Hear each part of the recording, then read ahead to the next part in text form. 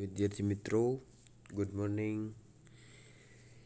સ્વાધ્યાય 13.1 પછી આપણે લાસ્ટ લેક્ચરમાં એક પોઈન્ટ ભણ્યા હતા, જેનું નામ હતું વિદ્યાર્થી મિત્રો સંભાવનાના ગુણાકારનો નિયમ.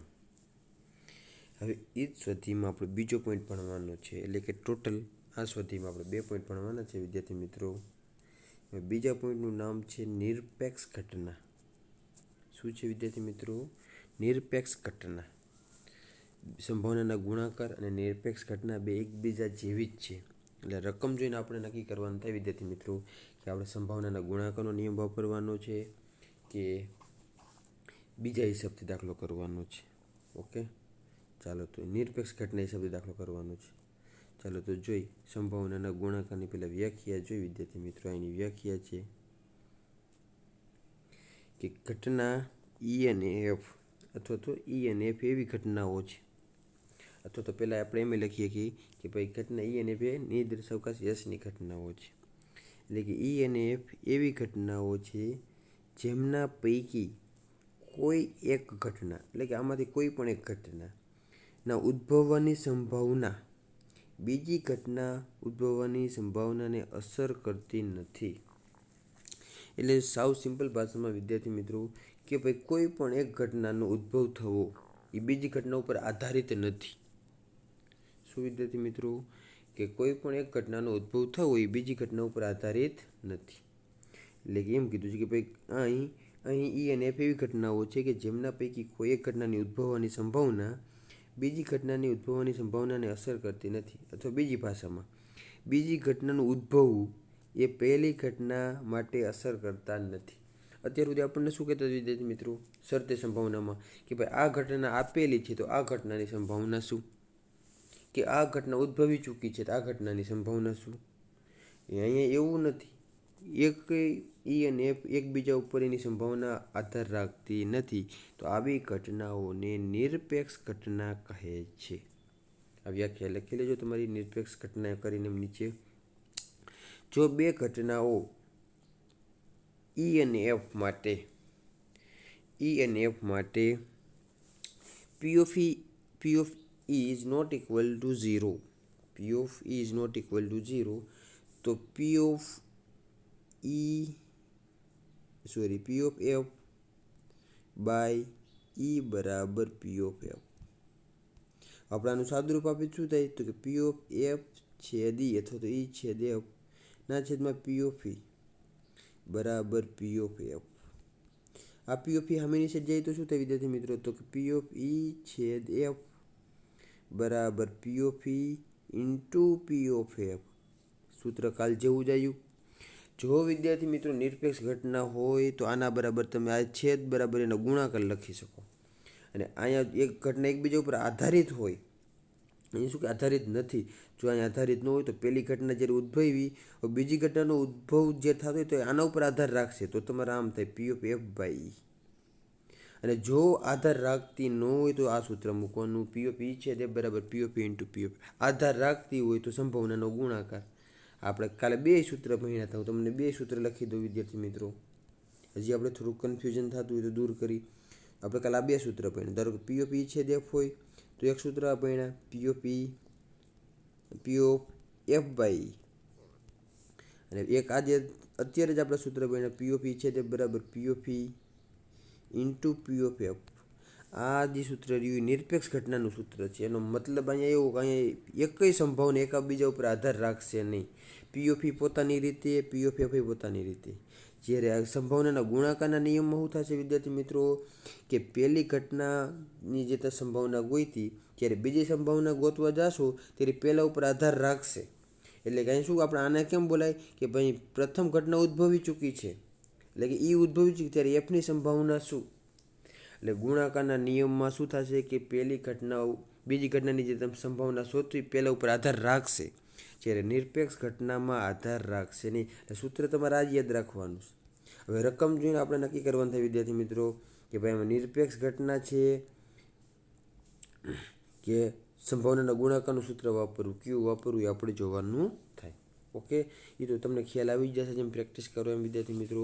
અને બીજું સૂત્ર P of F is not equal to 0, તો P of E by F બરાબર પી ઓફ ઈ આ ટાઈપનું બને તો આને આપણે શોર્ટ ભાષામાં આગળ દર્શાવ્યું હોય તો ઈ અને એફને નિરપેક્ષ ઘટના છે તેમ કહેવાય. આમ વ્યાખ્યા આપણી પાસે P of is not equal to 0 અને P of F is not equal to 0 હોવું જરૂરી છે. ચાલો હવે કાયદેસર આપણે જે હમણાં સૂત્ર લખાયું એ હિસાબથી ધારો કે ઈ અને એફ એ એક જ યાદચ્છિક પ્રયોગ સાથે સંકળાયેલ બે ઘટના છે. જો પી ઓફ ઈ છે તે બરાબર P of E into P of થાય તો ઈ અને એફ નિરપેક્ષ છે તેમ કહેવાય. બરાબર, સાવ સરળ. આપણે આ સૂત્ર યાદ રાખવાનું છે. આ સૂત્ર આપણે અત્યારે યાદ રાખવું નથી. બરાબર, આ સૂત્ર આપણે યાદ નથી રાખવાનું. આપણે ખાલી એટલું યાદ રાખવાનું પી ઓફ ઈ છે તે બરાબર P of E into P of F થવું જોઈએ. શું થવું જોઈએ વિદ્યાર્થી મિત્રો? પી ઓફ ઈ છે તે બરાબર P of E into P of F થવું જોઈએ. તો તમે કહી શકો કે ઈ અને એફ નિરપેક્ષ ઘટના છે. એટલે કે ઈ છે તે એફની સંભાવના અને આ બેના ગુણાકારની સંભાવનાનો જવાબ ઇક્વલ આવે તો કહેવાનું કે ઈ અને એફ નિરપેક્ષ ઘટના છે. અને જો એકબીજા ઉપર સંભાવના આધાર રાખતી હોય તો પછી આ સૂત્ર નહીં વિદ્યાર્થી મિત્રો, એ ધ્યાન રાખજો. તો P of E into P of F by E થાય, અથવા તમે પી ઓફ એફ પહેલાં લખો તો P of F by E by F. આ ધ્યાન રાખજો. એને સંભાવનાનો ગુણાકાર કહેવાય અને આને નિરપેક્ષ ઘટના કહેવાય. જો ઈ અને એફ નિરપેક્ષ ના હોય તો, એટલે કે પી ઓફ ઈ છે તે is not equal to P of E into P of F, તો બે ઘટનાઓ ઈ અને એફને અવલંબી ઘટનાઓ કહે છે. કેવી? નિરપેક્ષ ન હોય તો એને અવલંબી ઘટના કહેવાય. ચાલો ઓકે વિદ્યાર્થી મિત્રો, હવે આપણે 3 ઘટના માટે વિચાર કરીએ. આ 3 ઘટનાનું છે. જો પી ઓફ એ છે બી બરાબર P of A into P of B થવું જોઈએ. પી ઓફ એ છે સી બરાબર P of A into P of C થવું જોઈએ. પી ઓફ બી છે સી બરાબર P of B into P of C થવું જોઈએ. અને પી ઓફ એ છેદ બી છેદ સી બરાબર P of A into P of B into P of C હોય તો ત્રણેય ઘટનાઓ એ બી સી પરસ્પર નિરપેક્ષ છે તેમ કહેવાય. એટલે કે આમાં તમારે નિરપેક્ષ 3 ઘટના આપી તો 4 વસ્તુ ચકાસવી પડશે. એક એ છેદ બી બરાબર, એ છેદ સી બરાબર, બી છેદ સી બરાબર અને એ છેદ બી છેદ સી બરાબર આ થવું પડે. જો અહીં સૂચના લખી છે ઉપરયુક્ત આપેલ 3 ઘટનાઓ માટે ઓછામાં ઓછી એક શરતનું પણ પાલન ન થાય તો ઘટનાઓ પરસ્પર નિરપેક્ષ નથી. એટલે ચારે ચાર શરત લખી, ચારે 4 શરતનું પાલન થાય તો જ નિરપેક્ષ. એમાંની એક પણ શરતનું પાલન ન થયું તો વિદ્યાર્થી મિત્રો એ નિરપેક્ષ નથી. એટલું યાદ રાખીને ચાલજો. ઓકે વિદ્યાર્થી મિત્રો, ચાલો આને રિલેટેડ હવે આપણે ઉદાહરણની થોડી ચર્ચા કરીએ. મિત્રો હવે આપણે ઉદાહરણ નંબર 10ની ચર્ચા કરીએ. શું કહે છે ઉદાહરણ નંબર 10? એક પાસાને ફેંકવામાં આવે છે. જો ઘટના ઈ એ પાસા પર મળતી સંખ્યા 3નો ગુણિત છે અને ઘટના એફ એ પાસા પર મળતી સંખ્યા યુગ્મ છે, તો ઈ અને એફ નિરપેક્ષ છે કે નહીં તે ચકાસો. હવે અહીંયા વિદ્યાર્થી મિત્રો આપણને ક્યાંય એવું લખેલું નથી રકમમાં કે ઘટના ઈ આપેલી છે તો એફની સંભાવના શું, કે ઘટના એફ આપેલી છે તો એની સંભાવના શું. અહીંયા બે અલગ અલગ સંભાવના આપણને પૂછી છે. ઘટના બે અલગ અલગ છે કે ભાઈ ઘટના ઈ પાસા પર મળતી સંખ્યા 3નો ગુણિત છે અને ઘટના એફ પાસા પર મળતી સંખ્યા યુગ્મ છે. બરાબર, તો પાસાને ફેંકવામાં આવે છે નિર્દેશક 1 થી 6 થાય. આવા આપણે જાણીએ છીએ કે નિર્દેશક S બરાબર 1 થી 6. હવે ઈ એ પાસા પર મળતી સંખ્યા 3નો ગુણિત છે તો 1 થી 6 માં 3નો ગુણિત કયો છે તો કે 3 ને 6, તો ઈ બરાબર 3 6. અને ઘટના F એ પાસા પર મળતી સંખ્યા યુગ્મ, તો આમાં યુગ્મ હોય 2 4 6, તો 2 4 6. હવે એનો છેદગણની જરૂર પડશે કારણ કે ઈ છેદ F બરાબર જ આપણે સાબિત કરવાનું છે. તો આ બેના છેદગણમાં કઈ સંખ્યા કોમન આવે તો કે 6 એક જ, તો ઈ છેદ F બરાબર 6. હાલો પી ઓફ ઈની સંભાવના શું થાય? તો પી ઓફ ઈ બરાબર આમાં નંબર ઓફ સંખ્યા કેટલી તો કે 2, આઉટ ઓફ કેટલામાંથી 6 માંથી 1/3 છે 1/3. પી ઓફ એફમાં કેટલી સંખ્યા છે 3, તો પી ઓફ એફ બરાબર 3 ના છેદમાં 6 એટલે 1/2. અને પી ઓફ ઈ છેદ એફ 6 એટલે પી ઓફ ઈ છેદ એફ બરાબર 1 ના છેદમાં 6. તો આપણું સૂત્ર શું છે? પી ઓફ ઈ છેદ એફ બરાબર P of E into P of F, તો 1/3 ઇન્ટુ 1/6 બરાબર જવાબ શું આવ્યો? 1/6 જ આવ્યો વિદ્યાર્થી મિત્રો. તો કે ભાઈ પી ઓફ ઈ છેદ એફ બરાબર 1/6 પરિણામ 1 કહી દો. હવે પી of E into P of F બરાબર પી ઓફ ઈ એટલે કેટલા તો કે 1/3, પી ઓફ એફ એટલે 1/2 બરાબર 1/6. આમ પરિણામ 1 અને 2 પરથી કહી શકાય કે પી ઓફ ઈ છેદ એફ બરાબર P of E into P of F થાય છે. પી of E into P of F થાય છે. માટે આપેલ ઘટનાઓ ઈ અને એફ એ પરસ્પર નિરપેક્ષ છે તેમ કહેવાય. ઓકે વિદ્યાર્થી મિત્રો, આ બે ઘટના કેવી છે? નિરપેક્ષ છે. ચાલો ઉદાહરણ નંબર 11ની ચર્ચા કરીએ. એક સમતોલ પાસાને 2 વખત ફેંકવામાં આવે છે. કેટલી વખત? 2 વખત. ઘટના એ પ્રથમ પ્રયત્ને અયુગ્મ સંખ્યા મળે, એટલે કે પહેલું જે હોય ને એ અયુગ્મ સંખ્યા હોય. અને ઘટના બી બીજા પ્રયત્ને યુગ્મ સંખ્યા મળે. તેમ હોય તો ઘટનાઓ એ અને બી નિરપેક્ષ છે કે કેમ તે ચકાસો. ચાલો વિદ્યાર્થી, નિરપેક્ષ શબ્દ આવે એટલે તમને ખબર પડી જ જાય કે પી ઓફ એ છેદ બી વાળું સૂત્ર વાપરવાનું છે. તો આવા પ્રથમ પ્રયત્ને યુગ્મ સંખ્યા મળે એવા આપણે 18 ઘટકો, બીજા પ્રયત્ને નહીં, પ્રથમ પ્રયત્ને. બીજા પ્રયત્ને પછી ગમે તે મળે તો ચાલે, અયુગ્મ મળે તો ભલે ને યુગ્મ મળે તો ભલે. પ્રથમ પ્રયત્ન યુગ્મ તો એક પછી બીજા પ્રયત્ન એક મળે, 1 2 આવું 1 6 સુધી ચાલે. હવે પ્રથમ પ્રયત્ન 2 નથી લેવાના, તો 3 1 3 2 3 6 સુધી. પછી 5 1 5 2 આવું 5. આમાંય 6 ઘટક, બીજામાં 6 ઘટક ને ત્રીજામાં એટલે એવા 18 ઘટક મળશે. જો પ્રયોગના નિર્દેશાવકાશ કેટલો થશે? 36. એક પાસાને 2 વખત ફેંકવામાં આવે છે. કેટલી વખત વિદ્યાર્થી મિત્રો? 2 વખત. હાલો રેડી. તો જો પ્રયોગની તમામ 36 ઘટનાઓ સમસંભી હોય તો આપણે ધારી લઈએ કે પી ઓફ એ બરાબર 18/36 1/2. હવે ઘટના બી બીજા પ્રયત્ને યુગ્મ સંખ્યા મળે તો ત્યારે પહેલા પ્રયત્ન ગમે તે હોય, તો કે 1 1 2 1 આવું ક્યાં સુધી? 6 1 સુધી. પછી 2 3 હોય, સોરી 1 3 હોય, 2 3 હોય, આવું ક્યાં સુધી? 6 3 સુધી. પછી 1 5 હોય, આવું ક્યાં સુધી? 6 5 સુધી. આમાં 18 ઘટકો, બીજા પ્રયત્ન યુગ્મ સંખ્યા. તો પ્રથમ પ્રયત્ન ગમે તે ચાલે, તો એમાં 18 આઉટ ઓફ 36 એટલે 1/2.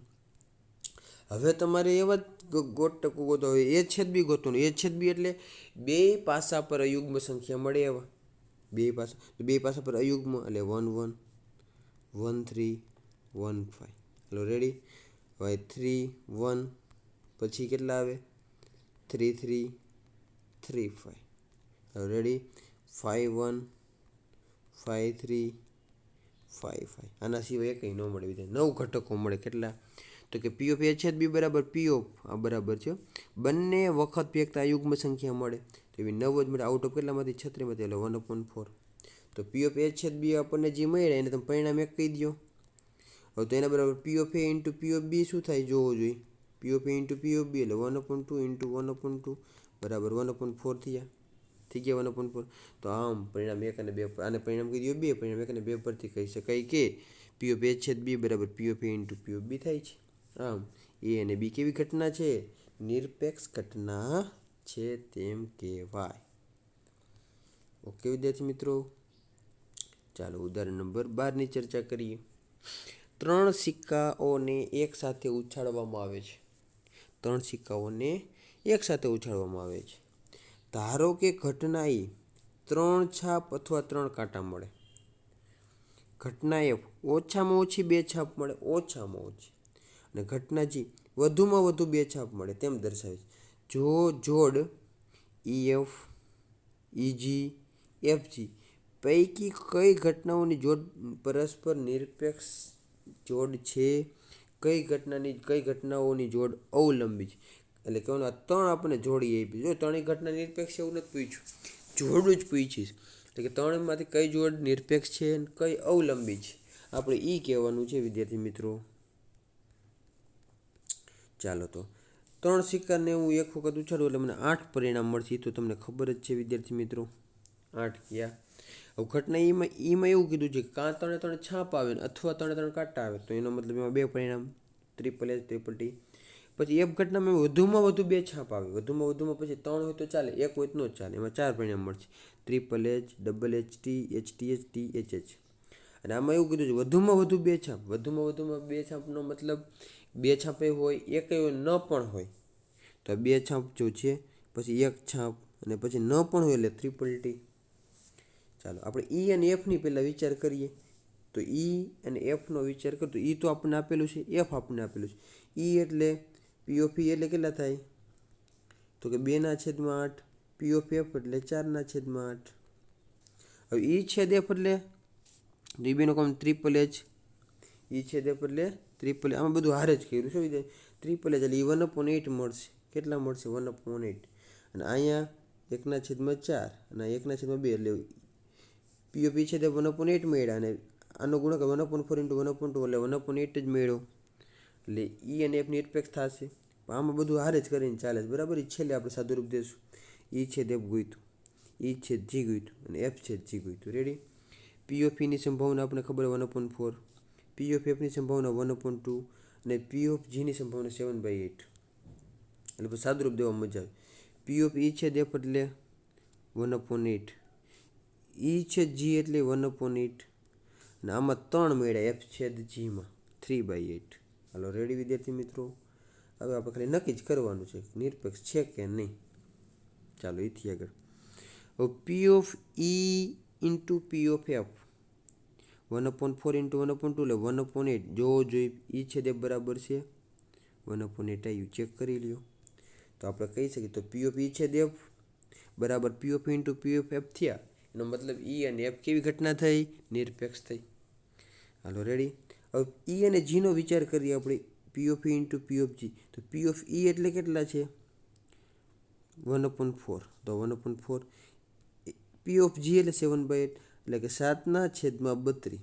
તો ઈ છેદ જી કેટલા મળે, ઈ છેદ જી તો કે 1/8.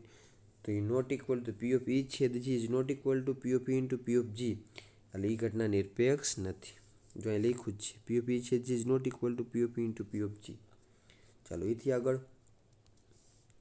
પી of E into P of G, P of F, P of F એટલે 1/2, પી ઓફ જી એટલે 7/8, 7/16. તો એફ છેદ જી કેટલા મળ્યા 3/8 મળ્યા, અને અહીંયા છે 7/16. તો પી ઓફ એફ છેદ જી બરાબર P of F into P of G. આમ ઘટનાઓ ઈ અને ઘટનાઓની જોડ ઈ અને એફ પરસ્પર નિરપેક્ષ છે, જ્યારે ઘટનાઓ એફ અને જીની જોડ તથા ઈ અને જીની જોડ અવલંબી છે તેમ કહેવાય. હવે વિદ્યાર્થી મિત્રો તમે જ્યારે આ દાખલો ગણવા બેસો અથવા તો પાકી બુકમાં ઉતારો ત્યારે અમારે 3 જોડ અલગ અલગ લખવી હોય તો કંઈ પ્રોબ્લેમ નથી. આવું કોમ ભેગું ન લખવું હોય તો ચાલે. પહેલાં ઈ અને એફ માટે જ નક્કી કરી લ્યો, પછી ઈ અને જી માટે જ નક્કી કરો, પછી એફ અને જી માટે 3 અલગ દર્શાવજો. એટલે તમને મજા આવે વિદ્યાર્થી મિત્રો. ચાલો વિદ્યાર્થી મિત્રો હવે સ્વાધ્યાયમાં આપણે આગળ વધશું. પહેલાં આપણે ઉદાહરણ સુધી તમે ખાસ તો પ્રેક્ટિસ કરો.